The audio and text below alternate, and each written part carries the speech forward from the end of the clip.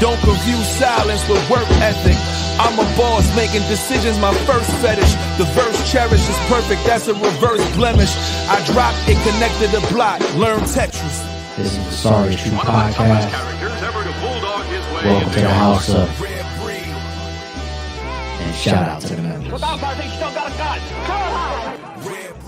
Yes, sir. What's good, y'all? We here as promised. I said after day one, I'd hop on the stream and be here for a recap. And of course, day two tomorrow, unless it runs super duper late and I fall asleep or something like that, we're gonna do the same. So we got a little bit of controversy. We got some good, some bad, some ugly, some events, some commentary, some battles, some bars. Let's get into it, man. I'm gonna keep my eyes on the chat, and I'll probably get into the comments and maybe rock with y'all a little bit after I go through some of these battles. But yo, let's start from the top. So if you are a battle rap fan, and hell, this is the Rare Breed Entertainment channel, so a lot of y'all are. I do understand that we have a bunch of new subscribers from the Saurus True Podcast, but I think a lot of y'all on this channel are still very, very familiar with battle rap. King of the Dot, huge card on paper, the biggest card of 2024. We are now halfway through with that 2-day event. Today, day one. Tomorrow is day two. Live pay-per-view. I had the pay-per-view. I hope that you had it too. Great experience. Let's start with the event. King of the Dot.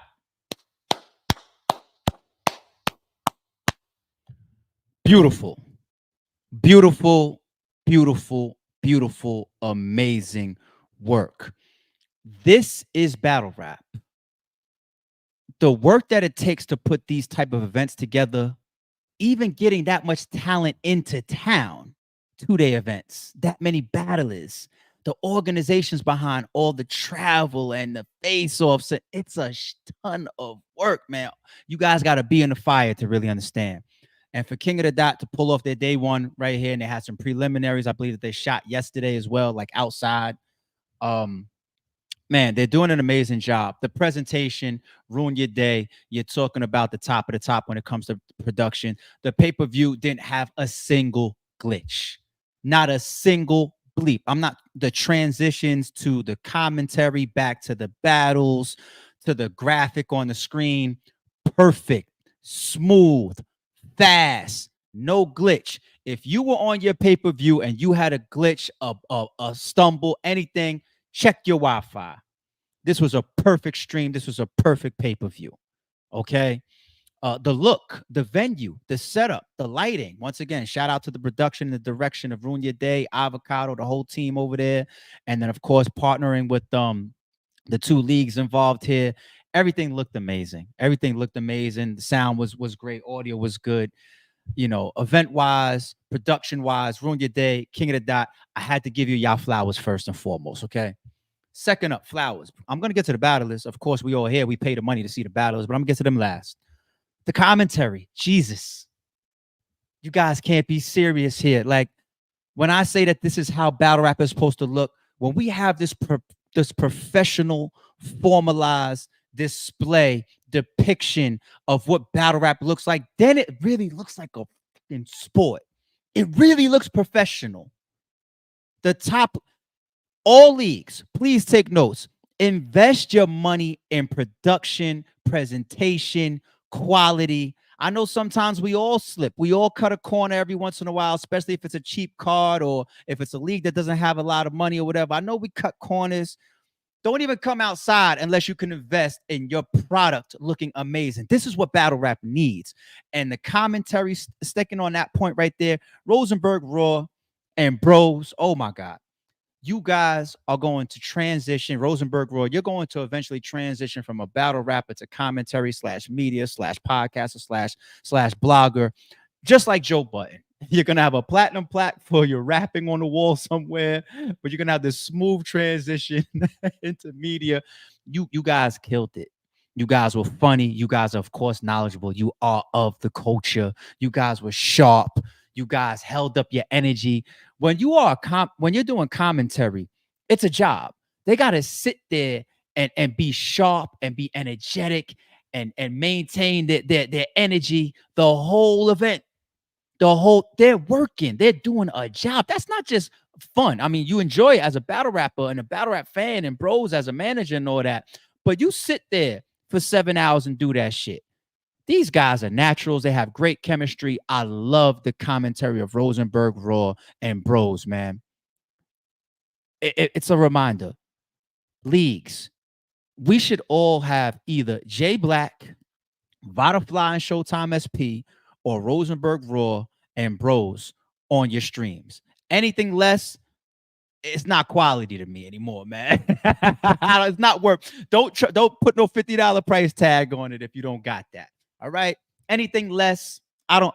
And ruin. I'm about to start saying ruin your day too, right? I know it's gonna be like, yo, ARP, shut up. You put pressure on all these other leagues. Fuck it. We need it. Ruin your day in those 3 areas of commentary, or else your stream ain't worth $50. We gotta set standards. Why can't we have standards? This is a beautiful night, and that's why I'm pushing the standards. We got to take beautiful occurrences in battle rap and push the envelopes into everybody that's watching. Why not? There's plenty of times where the best of the best have pressure on them to deliver quality. I went through it too.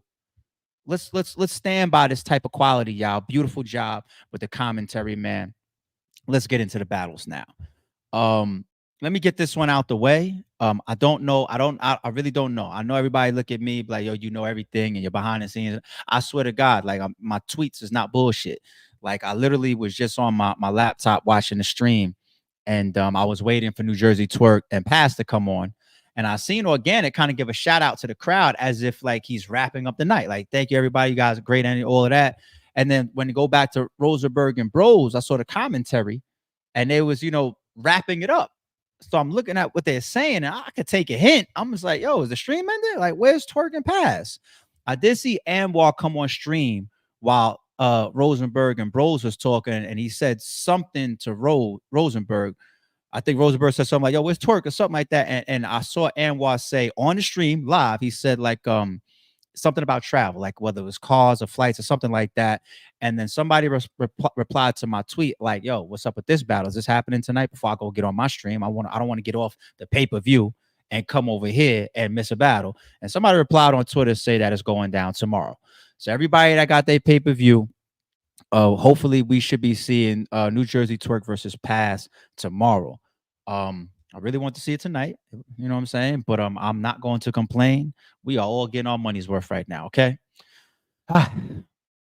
When we talk about these events, man, it's just worth talking about the intangibles outside of the battles, man. You gotta. It's a lot of work, y'all. Trust me. All right, let's get into these battles. I did not see Stretch versus GK. I did not see E. Pharrell versus Pepe. When I cut the stream on, I was seeing I saw like the last 2 rounds of XL versus Chef Trez. It wouldn't be fair for me to judge, but the round that I did see, Chef Trez won. My prediction on the channel, I did have Chef Trez winning 2-1 over XL. Y'all drop me a comment, or I'm going to keep my eye on the chat. Was my prediction right or not? It's not fair for me to drop a recap on that battle because I didn't see the full thing. Okay.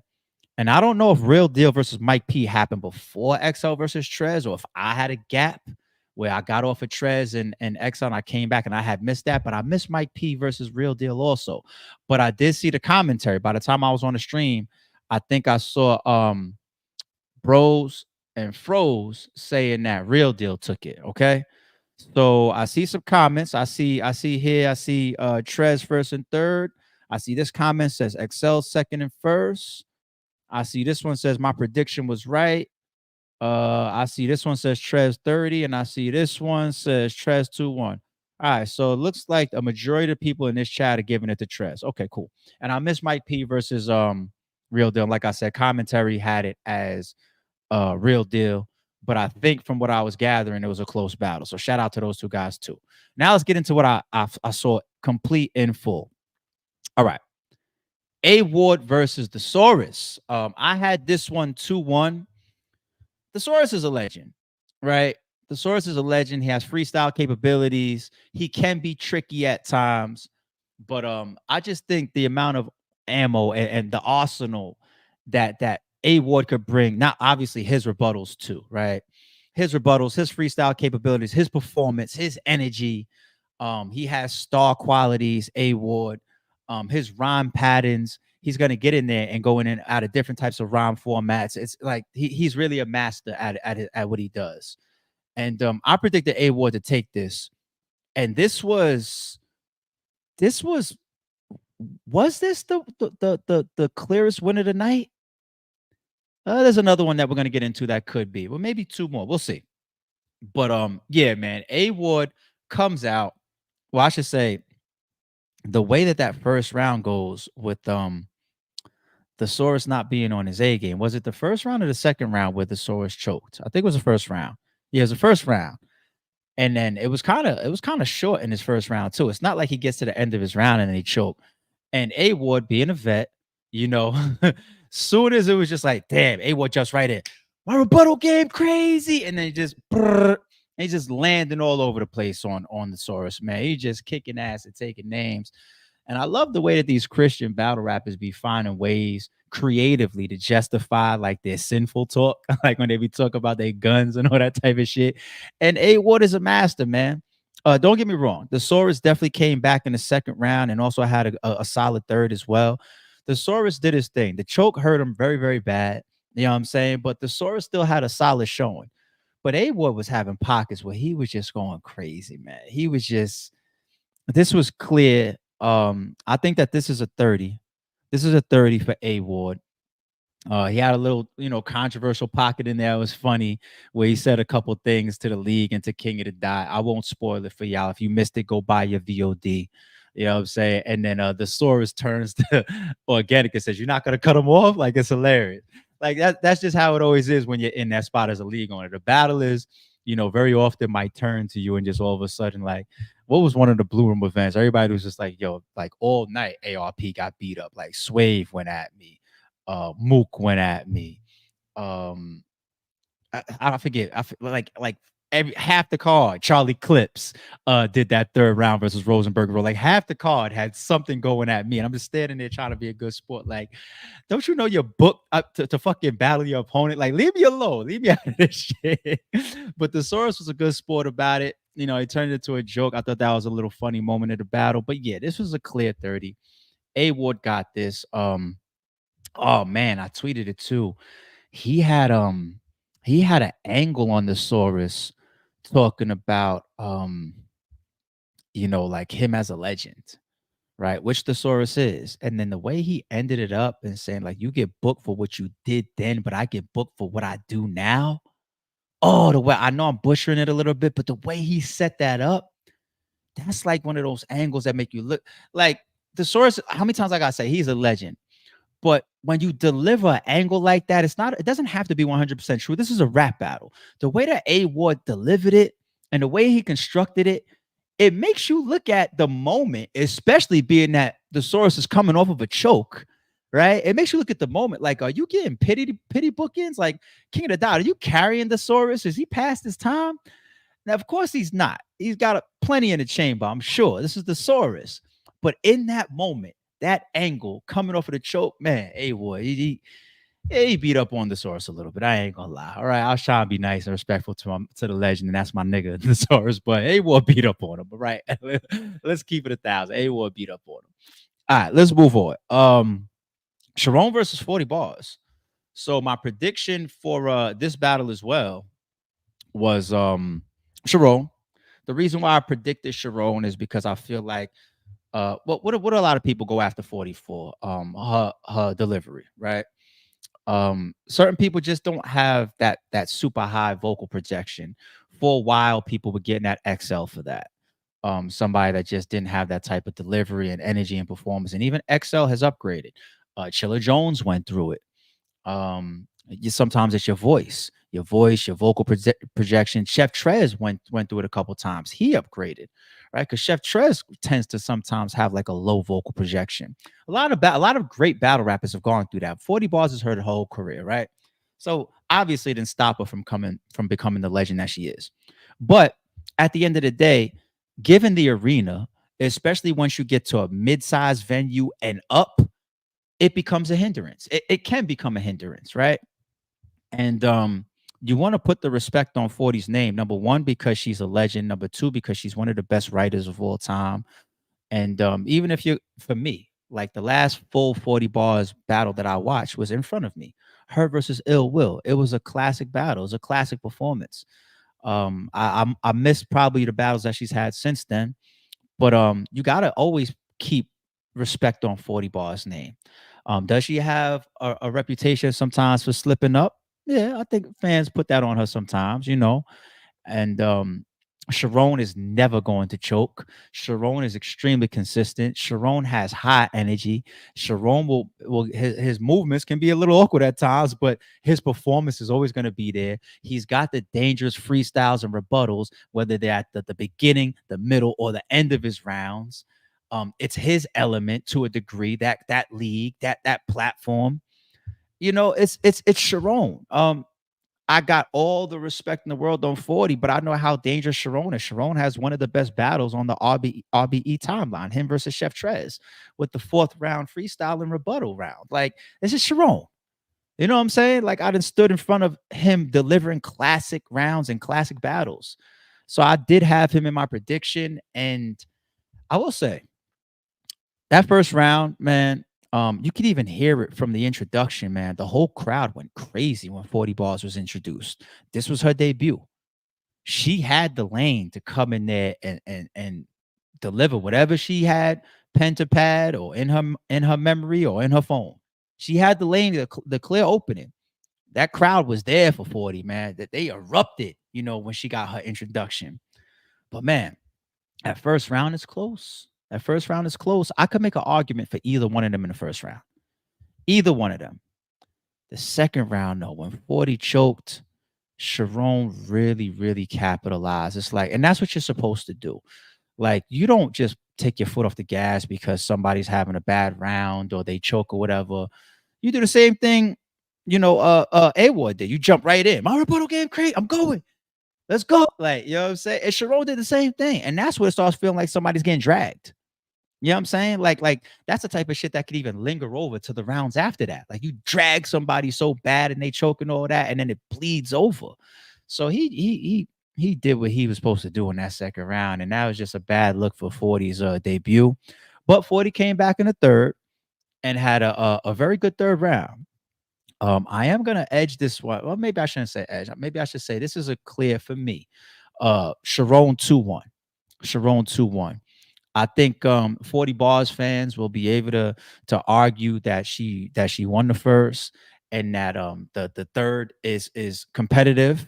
And I'm not mad at that. You know what I'm saying? I do have 2-1 clear for Chiron. I'm not mad at 40's performance.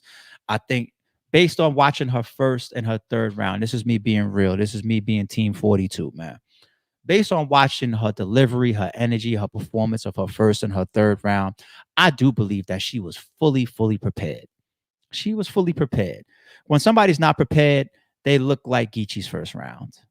And we'll get there, right? She was fully prepared. She had a great first round, but she just had that moment in the second where, boop.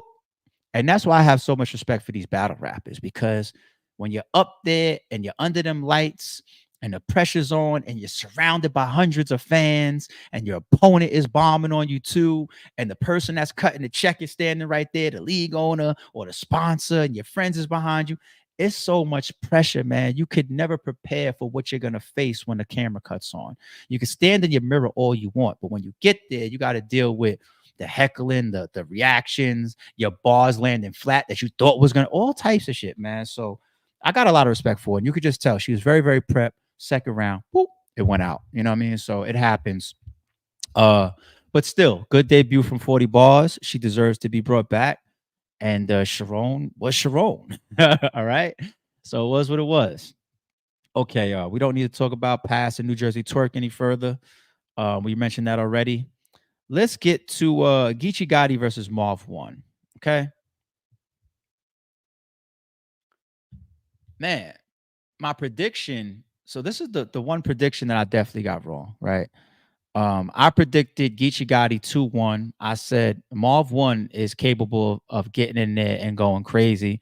If anybody forgot how amazing he was going through the tournament, you know, go hit replay. Marv 1 is a legend. You know what I'm saying? But overall, as a battle rapper, I think that Geechi Gotti is a cut above Marv 1, right? Geechi Gotti is he could be argued as on the scene today one of the best battle rappers in the world. Top 10, so you could argue him top 5. Just overall skill, talent wise, that's doing it today. You put him in that bracket, right? Today, that's doing it.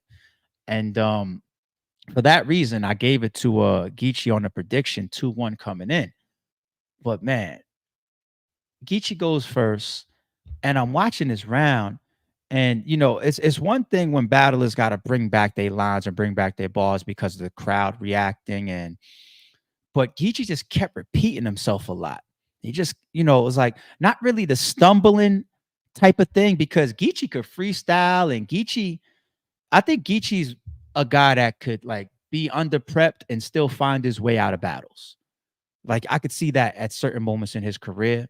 And I feel like maybe that's almost what he was. I'm not saying that he was purposefully attempting that. I don't know. I wasn't there prepping with him. But that first round, he was just bringing so many of his lines back and just repeating himself so much, you know, and I could just see it. I was just like, this ain't clean. He ain't fully prepped. It doesn't seem like. And then I'm listening to the material, and I'm just like, material wise and ball for ball wise, this is one of the best in the world right now. So he's not raising any eyebrows. He's not wowing anybody. The best in the world. When Floyd Mayweather's of the world get in the ring, we expect some punches to land, right? And I'm just like, yo, Geechi, like, I'm not really being shocked yet. Like, what's going on? So it seems under prepped, and then the actual material was just like underwhelming. I'm like, So doors, like saying wide open, is an understatement for me to even lose out on my own prediction, right? And I'm not rooting against Marv. I'm just saying, I'm like, all right, he left the door super wide, not like a crack, like super wide open for Marv. And Marv had a great first round, clear. So he comes in, he does his job, boom, boom, boom, boom. I'm like, oh, okay, all right, well, 1-0 Marv. And if my tweet was politically correct, I was like, my tweet was some political shit saying, all right, we ready for like that elite level Geechi to come out. I didn't want to tweet at the time, you know, Geechi ain't prepared, because I wanted to watch his mannerisms and hear his delivery and hear his material for the second and the third. So I put out a politically correct tweet, but I knew what I was watching from the first. So then we get to the second round, and Geechi doesn't have anything amazing, you know, and these rounds felt, along with the time limits that, you know, Rex and Chilla was sticking to, this felt, you know, like the shortest of the night, right? So I was just like, all right, whatever's on their contract, well, Geechi definitely is sticking to it. Like, you know what I'm saying? Like, I just wasn't nothing shocking in the second. And then Marv 1 starts his second. He comes out this. I'm like, all right, this door is open. It's not a door open as big as it was in the first round, but the second round, I'm like, all right, the door is open for Marv to go up 2-0. And Marv 1 comes out and he opens up the round with this mass shooter scheme that was dope. He's saying the years and the dates of, like, you know, Columbine and all that, like all this school mass shootings and whatnot. And then he ends it with the haymaker of, like, you know, today's date, 2024, you know, another mass shooting for mass 6 or something. Like, I was like, oh, and it lands. And then you see him, you know, put his head down. And when I'm looking at that, I'm interpreting it one of two ways. I'm like, his head is down because he's either thinking, or his head is down is because he's soaking in the haymaker and the crowd is still going crazy. Turns out to be the former, right? Because by the time he comes back up, he's just freestyling. So whatever happened after he landed his opening scheme, which landed, right? He lost it. He freestyled the rest of the round. I was just like, oh man. So shit, I think you give that round to Geechi, even though Geechi wasn't crazy in the second either. Then we get to the third. The third round, material wise for Geechi, was probably his best round. Right, he was going more so in a direction of talking them off. Right, pulls down his masks. Right, and it's not about haymakers and bars for his third round. Like, he was talking, but then it was already short rounds for them. It felt like by the time he gets to, like, I guess like 60% of his round, it felt like he's freestyling again. And then he says it himself. He calls it out. Like, it's always bad to put a light, you know, on like the heist. And I don't mean that these niggas are stealing. I guess I'm just thinking like somebody running around and then the light get put them in the dark. You know what I'm saying? Like the certain fans and certain people that really, really understand and watch these battlers' mannerisms, like you know it, right? But not everybody knows it. And when you put extra light on it, it makes the rounds even worse. So Geechi is freestyling and he says it. He's like, yo, me and you was both up here freestyling. I'm just like, oh, don't say it though, Geech. Don't say it. Oh, he said it, you know, and then he closed out his round. I'm just like, And Marv won now. And it's just like, how's this battle gonna go? It's already underwhelming here. But let's see how it goes. You know, Marv took the first, give Geechi the second, and Geechi leaves the door open in the third. Like, how's this one gonna go? And this is like Marv's best round. The third round, you go, well, I think he had his most moments and his most landed punchlines, like his biggest reactions, his biggest moments probably in the third. So yeah, Marv took the third clearly. So the way that this battle closes out, I don't really think you could debate it. It's a clear 2-1 for Marv. Neither one of these guys were on the A game. I think Marv was probably better prepped though, based on what you see for his first and his third. Maybe he just blanked on his second, you know, and then it is what it is. I don't think he under prepped, whereas Geechi looked under prepped. All right. So yo, Geechi, next time we see you, man, you know, we looking for that A+. That's how it is when somebody of a Geechi caliber has an underwhelming performance. That's when they become dangerous and should become dangerous for their next showing. You know, we gotta clean this up, Geechi. Next one out, we need that. All right. Shout out to Geechi, shout out to Marv. All right, so that was that battle. And am I on the Chilla and Rex now? Yeah, I think I'm on the Chilla and Rex now. Let's talk about it. By the time this first round was over, I thought it was going to be tricky. All right. I think there's a couple factors that weigh in here. I've talked about this on the channel before. The going second effect. Once again, there's a reason why battlers be winning the coin toss and want to go second. They like to leave that last impression. They like to leave that second impression. Now, of course, you got your anomalies. You got your times where people, they want to go first because A, they feel like I'm going to put so much pressure on my opponent. I think I could win from that direction. B, you could be on some fucking Big K versus Adi Boom shit. C, you could just want to get out the race early, get off the starting line early and get comfortable and just get into your material. There's a bunch of reasons, comfort-wise, artistically wise, chess-wise, tactically wise, why a couple battlers, you know, or many battlers might want to go first. But I would say a majority of the time when you win the coin toss, they want to go second. They want to leave that last impression. And I think Rex going second here is one of the elements of the outcome of this battle. There's another key element, but I'll get there in a second. One thing that really stood out in the first round is time limit, timekeeping. Rex got somebody behind him keeping time. He's turning to Gannick. He's checking on the time. He's telling Gannick, I think he's over. He's making his man behind him is showing Gannick the clock. He's making faces at Gannick. And eventually Chilla gets, you know, that's it. I can't even say cut short because that wouldn't be fair, because that contract might say 90 seconds. That contract might say 2 minutes. It might say 2.5. It might say 2 with a grace. I'm pretty sure it's got to be 2, like 2 and either 2 and a little less or 2 and a little more, but it's definitely in that time frame. Or else Rex is not going to be talking to the owner of the league, you know, around that time, and to the point where Chilla he got his first round chopped. Now, here's the thing. I think it's very easy for a lot of us to go straight to just being prisoners of the moment and say, yo, Rex, come on, man, this is rap, man, let him rap. And there's a million times where I felt that way too, as a fan and as a league owner conducting business. I felt that way a million times too. But here's the thing, man, this is the Sorry is True podcast, man. I'm sticking up for Rex at this point, because if you battle Rex, you know this. You know how many times I've been on the phone with opponents and I tell them, if I'm booking you versus Rex, Arsenal, or Big K, stick to your time limits, people. Go ask Cortez how at that time his biggest look ever on a massive stage turned out when he battled Rex. And Smack comes out and says, yo, y'all don't get mad at me, man. Yo, they chose the time limits. Big K, he had a pass where he's known for that lately, like the last couple years. Big K, and he ain't been on that. But it's in his history, so be right to your time limits. You just never know. Arsenal is a guy that's going to stick to time limits, right? And you can't be mad at it because that's the contract. And I get it. There might be 90% of the battlers out there that don't care. But this is T-Rex, and that's well known. If you're going to be in a ring with T-Rex, stick to your time limit. And if you go over your time limit, or if you're not right into your time limit, then you're giving him an extra piece on the chessboard.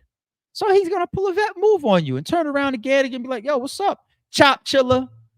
And then on top of that, you got the element that I already mentioned of the going second round effect.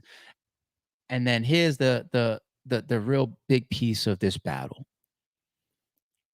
Chilla, from an intricacy level, is doing a lot more in that ring, all three of these rounds, than Rex. But what Rex was doing in his rounds, I guess the best way to put it is he overpowered Chilla. He overpowered him. You know what I'm saying? It's like Chilla, punch for punch, is in there landing more mids and jabs, but he's landing the heavy hooks and the straight rights, and he's just hitting way harder. Going second effect, he got the crowd that was rocking with him.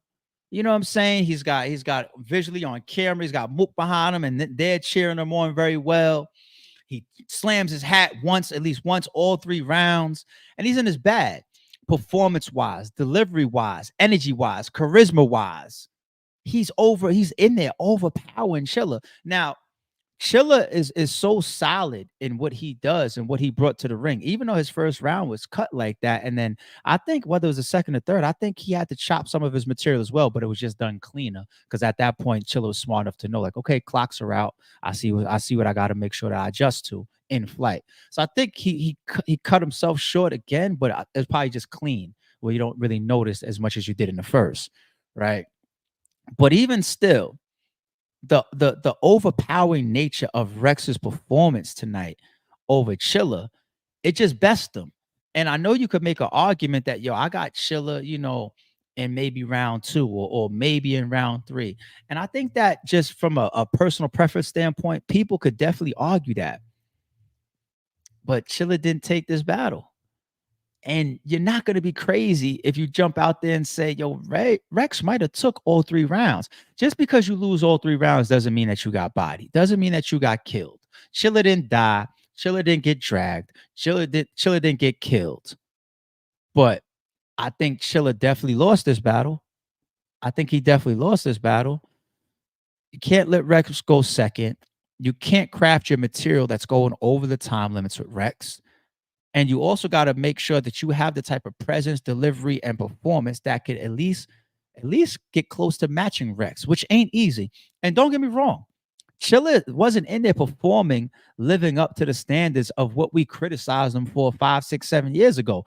Chilla was in there moving around, and his voice and his delivery was up. He was very high octaves and all that too. But he just can't match the energy of a Rex. And it just bleeds through the camera that much more. I know a lot of people in the building might feel how they feel. I don't know. But battle rappers will tend to say, wait and see, I'll see it on cam. Wait and see, I'll see it on footage. Well, that's what I just watched. I just watched it on cam. That it's going to look very, very similar by the time it drops to YouTube. Ruin your day, probably do some touch-ups here and there, maybe add a different camera angle here and there. You know what I'm saying? Twist up the audio to make that a little bit cleaner. But I just watched it on cam, and I know what I saw.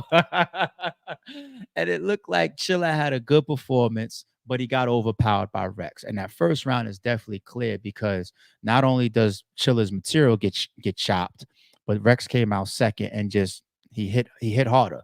He overpowered him. Okay, so that's how I got that. Let me jump to this topic real quick, being that rounds out all the battles and that rounds out my recap of day 1. Day 2, we will be here. Tomorrow, we will be here again. Big K versus Tay Rock face-off last night. let's talk about it briefly. Um, and my prediction for I didn't do a face-off prediction, but I did a battle prediction. What did I say about the battle prediction? If y'all remember, if y'all tuned in, I said blood will be shed, right? I said I think it's gonna be a war. I think it's gonna get mixy. I said I think it's gonna be testy. I said I wouldn't be surprised if there's like some type of little skirmish or scuffle or something that got to be like separated real quick. They're gonna get through it. They're gonna get back to rapping. Hope probably respect each other way much more after that and shake hands and then that's over. But what did I say? I said I think it's gonna get chippy and it's gonna be testy. And we saw a result of that just now at the face off. Right. I feel like the energy of these two guys, there's a genuine dislike between them. That doesn't mean that they don't have respect for each other, but there's a genuine dislike that may get, bled out their skin tomorrow by the time the battle's over, where it's like, all right, I'm over all the reasons why I disliked you. But I feel like there's something there now, right? And people don't treat each other like that if there's not something there now. I don't give a shit about the little small pot shots they were taking at each other. If you like somebody, if you have, 10 out of 10 respect for somebody, you really, really fuck with somebody.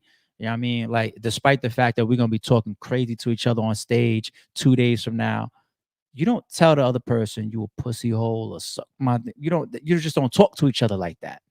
You know what I'm saying? So they went there. It jumped up. It spiked up. They stood up. By the time the face was over, they were still. And there's people between them. And I said many, many, many times, I stood between that a lot of times too. I think both of those guys within that moment are probably willing to go, but you didn't try to go, which is good and which is professional, which is conservative, right?